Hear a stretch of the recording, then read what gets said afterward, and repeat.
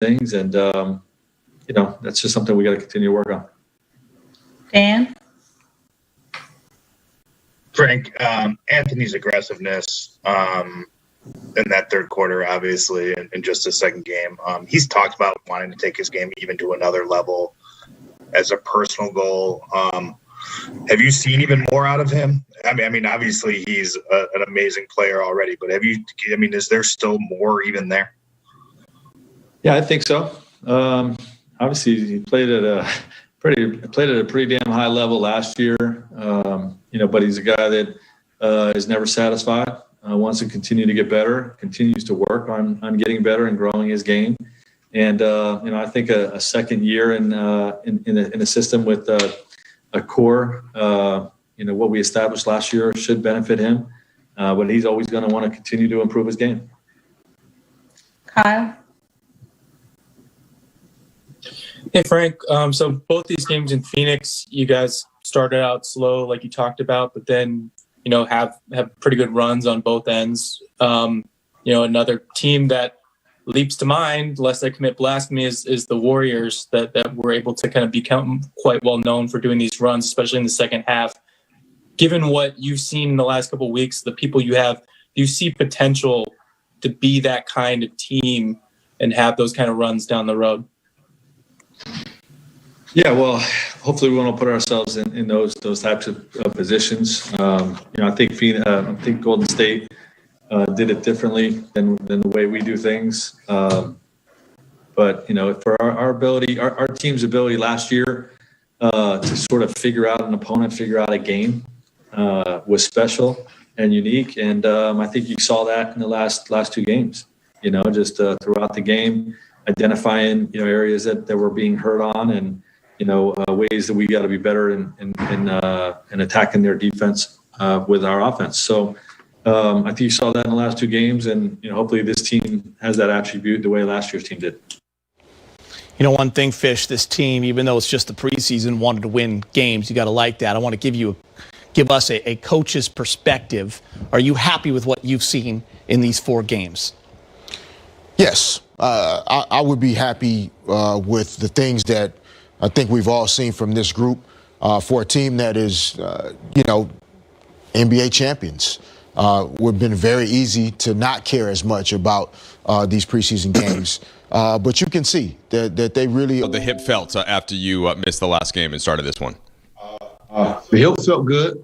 Everything's good besides a little thigh contusion I got tonight. Got kneed in the thigh a little bit, but that'll pass. But everything feels good. Hey, you've told us about the confidence that built last year and you felt all the way through the finals and carried into the preseason here. Looked like the shot's been pure in that sense as well. How are you feeling at this point, and anything else that stands out to you heading into the regular season opener? I feel good, as far as like my confidence, and the belief and trust I have in myself. But as far as like team, we have a long way to go. As far as like building that chemistry, we still look kind of lost out there a little bit.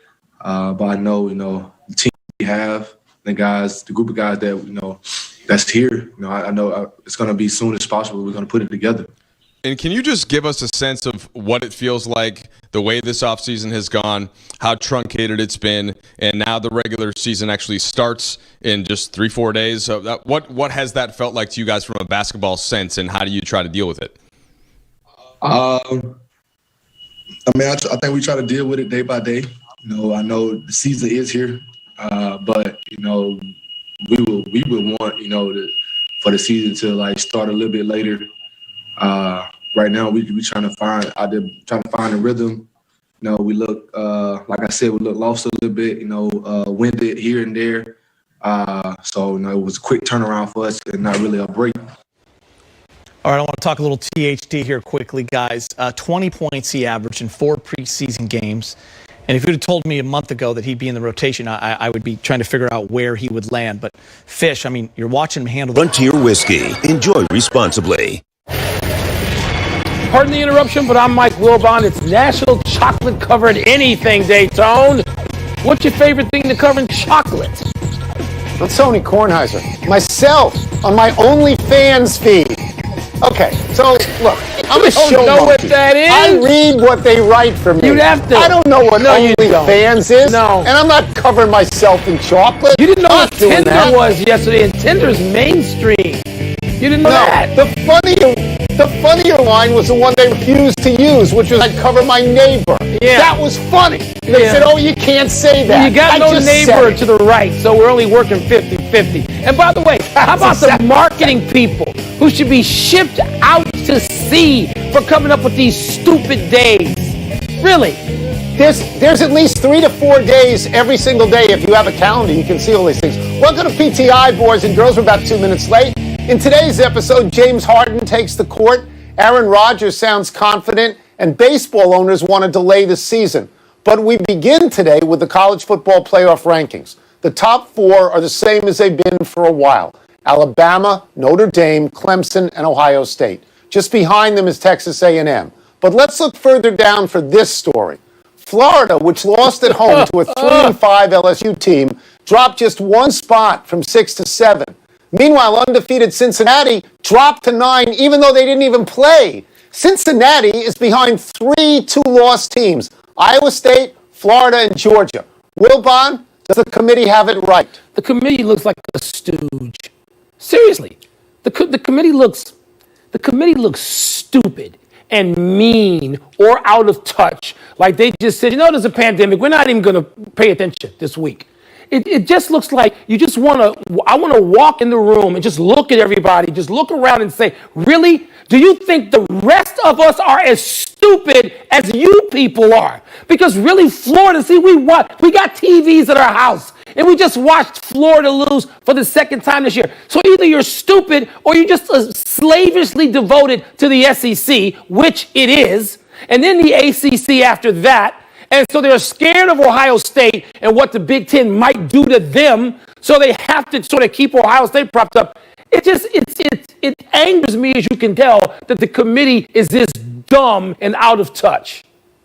So what it says to me, if Florida at home loses and they're a 23.5-point favorite and they only drop 1, that says to me that Notre Dame can lose and stay in because they'd be losing to a better team. That even suggests to me, Mike, that if Clemson loses and that's their second loss, they might stay in. Although I'm perfectly happy if somebody drops out and Texas A&M gets in, because they've got a good loss. They lost to Alabama. You cannot get a better loss than losing to Alabama. It's nice that you're so kind and esoteric about this, and you want to assign point values to what the committee does. I want the committee shipped out. Seriously, Tony, it's insulting what the committee did yesterday, what they announced. I mean, the Florida thing alone, you just want to stop and say, I'm sorry. Are you people awake? You want us to believe that this is the right ranking of these teams? So you can go and be esoteric and nuanced if you want. I'm not bothering with that.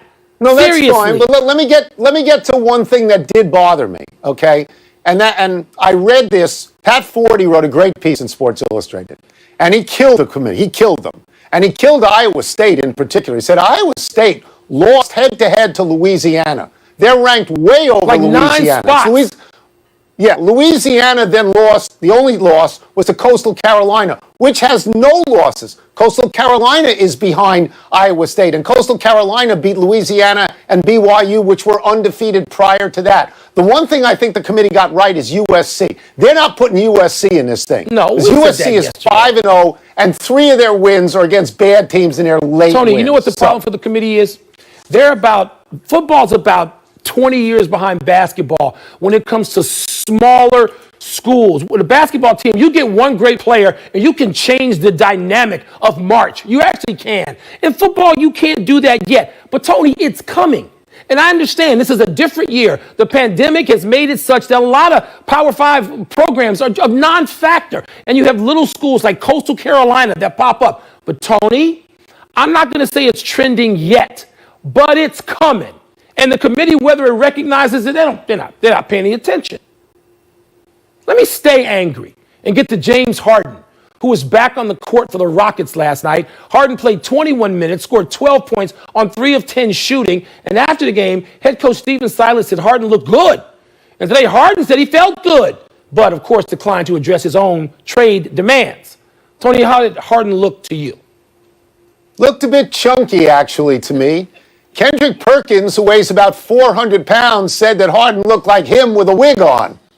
So it looked like he had gained that COVID-19. Yeah, it looked like he'd gained that. So, look, he's a great player, and he can score on anyone, and he's going to look better as the season goes on. I want to commend Houston, and particularly Stephen Silas, who was doing the exact right thing, keeping his head down and his mouth shut and putting this guy out on the court. Because there's a story in ESPN that says that Harden is a complete prima donna and is late for all meetings and angers everybody and gets his way all the time. And if you're Harden, maybe you want to get out on the court so that teams don't think that it's counterproductive to get you. So teams think you are cooperative, and maybe they'll trade for you and get you out of there like you want to be.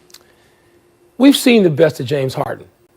James Harden ain't going to be the best player on any team that wins a championship or gets to a championship or gets close to a championship. James Harden is what he is. He's one of the great scorers of all time. End of sentence, end of paragraph.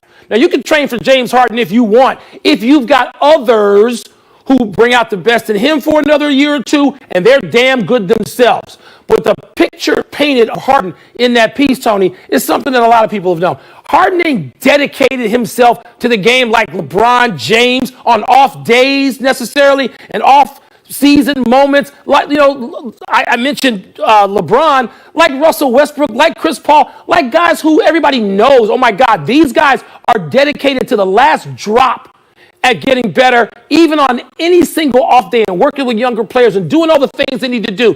And this piece says what a lot of people have thought, that James Harden ain't into that. And so that's fine. Harden wouldn't be the first NBA star not into that. But if you think that Harden is just going to get on Houston and make them great like they were a couple of years ago and that close to winning the championship, I don't believe that at all. Houston ought to want to get as much as they can for James Harden and get him out of Dodge. I'm sure they do. The piece points out that Chris Paul and Harden didn't get along, and Russell Westbrook and Harden didn't get along. And you talk about the places he wants to go. I don't know why New Jersey, why Brooklyn would trade for him. They've already got Kyrie Irving, who's enough for 12 people to have to handle. And when you say Philadelphia, you trade Ben Simmons, I don't know why Houston would want Ben Simmons if they have John Wall. So I don't know how that works, but Harden obviously wants to get out. Let's move on. Bob Nightingale writes in USA Today that Major League Baseball owners want all players vaccinated before they start the season, which they would delay until May and then could shorten to 140 games or fewer. Baseball players want all 162 games and full pay. And they say last season they proved they could obey the protocols. Wilbon, whose side do you lean towards? They proved they could obey the protocols. Like the first couple of weeks, half the games were canceled. What are you talking about? What are you paying attention to? I'm squarely in a place I never am, on the side of baseball owners. So you mean to tell me the players aren't going to care as a union? I'm not going to get to individual players, but as a union, as an entity, vaccine, what happened to health and safety? If the owners said to the players in baseball, no, we don't want you to have the vaccine, let's go play, the players would scream bloody murder and go the other way, because all they want to do is fight with the owners, and all the owners want to do is fight with the players. 140 games is not enough. You can't make 90% of your salary and perhaps guarantee your own union safety, your union members? Please. So my feeling is that everybody should get vaccinated. You should want to get vaccinated. Yes. And if you can get vaccinated by April, shorten spring training the way the NBA and the NHL are doing, and go play the season. And that's how I feel. After being vaccinated. What is the problem here that the baseball players would jump the line? Pro sports jumps the line on things medical all the time, and nobody cares. So go out, play 162, and the way you do it, you have expanded rosters. You play every day if you have to. You play the 7-inning doubleheaders. I don't see why that's a problem. Oddly enough, this is one of the few times that I think I side with the players. Because it seems to me health and safety are very important, but as you always say in the NFL, you don't believe them about health and safety. No. I'm not sure I believe the baseball owners this time. I think it's about money. I think they want to shorten the season to not have to pay that much because they can't get enough fans in the stands. They can't make concession money, and they would rather push off the season until enough people get vaccinated that there's 25 or 30,000 people there. But it's not that many games. So we disagree. It's not that many games. It's 140 or 140 plus. It's a 162 game schedule. What are we talking about here? I'm not a math major, neither were you, but Mike, it's 20 games. I'm saying you can get all 162 in, and if it means that you have to put the playoffs and the World Series in a neutral, warm weather site, that's what they did this year. You don't and need it was to fine. do that again. It was fine with the damn me. vaccine. Let's take a break. Stop whining. Stop screaming. Let's take a break. Coming up, Aaron Rodgers sounds very positive on the Packers. With what you're telling me is favoritism, rigged bias.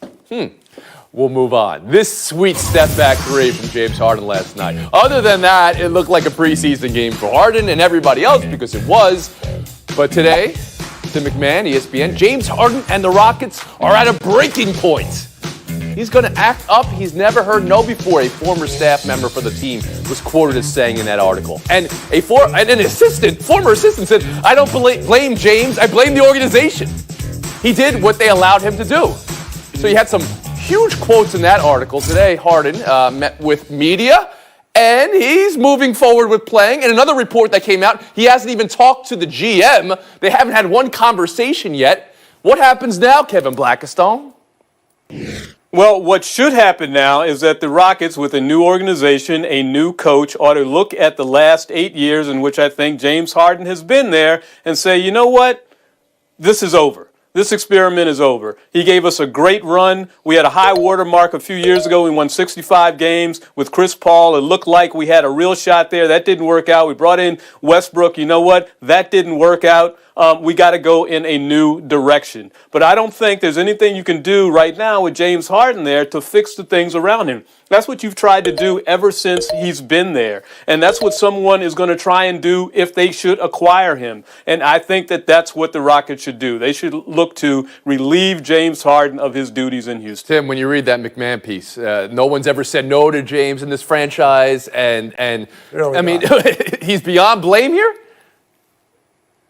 Oh, no, he's not beyond blame, but I mean, the organization is the one that let him get away with it. When you read that and you think about all his magnificent scoring, and we've seen things the last couple of years where he's doing things first since Wilt Chamberlain, it made me think, well, maybe he is Wilt Chamberlain. He used to live in New York and play in Philadelphia and tell him, you want me to show up for the practices or the games? And that sounds like what Harden does when there's 2 days off between games. But that is on the organization, coaches, GMs, everybody, owners, for allowing that to happen. Mina, does this strike you as an untenable position right now?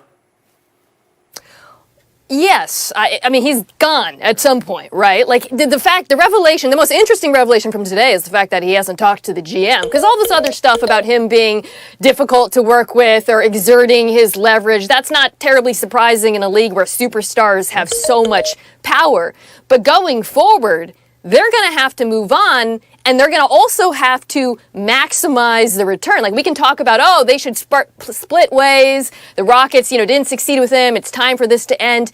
James Harden is still one of the most valuable players in the league, right? So they need to make good until they can send him on his merry way and maximize their return. And that should be the concern of this organization right now. All right, Bob Ryan, historically speaking, there have been players who have been, unhappy with their lot and wanting to be traded, and they have done all sorts of things to make that happen. You read this article today saying the organization's to blame for the position they're in right now. How do you consider it all? Well, I was very interested in reading that story because I was unaware of some of those particulars. And I do think, though, if that's half of it's true, 3/4 of it's true, the rest of the league knows it too via the grapevine. So it's caveat emptor, whoever gets him. My feeling on James Harden is very simple. He's on his way to a 4th straight scoring title. I'll say that right now. He'll go to the Hall of Fame. He'll be able to make his speech. But he's a sideshow. He is not one of the great players, one of the great winning players of all time. He is a complete sideshow, an anomaly, a very an irrelevant factor in terms of winning and losing for the most part in this league. And that's the sum and substance of it. You dribble, step back, shoot, dribble, go to the basket. Get breathed on, go to the free throw line. Who cares? Woo! I mean, Bob Ryan, I respect everything you've ever said about the NBA. You're in the Basketball Hall of Fame. Does anyone think Bob's being a little bit too hard on Harden here? Blackistone, you? I think a little bit too hard. I mean, I understand your lack of appreciation for that part of his game, but he's been as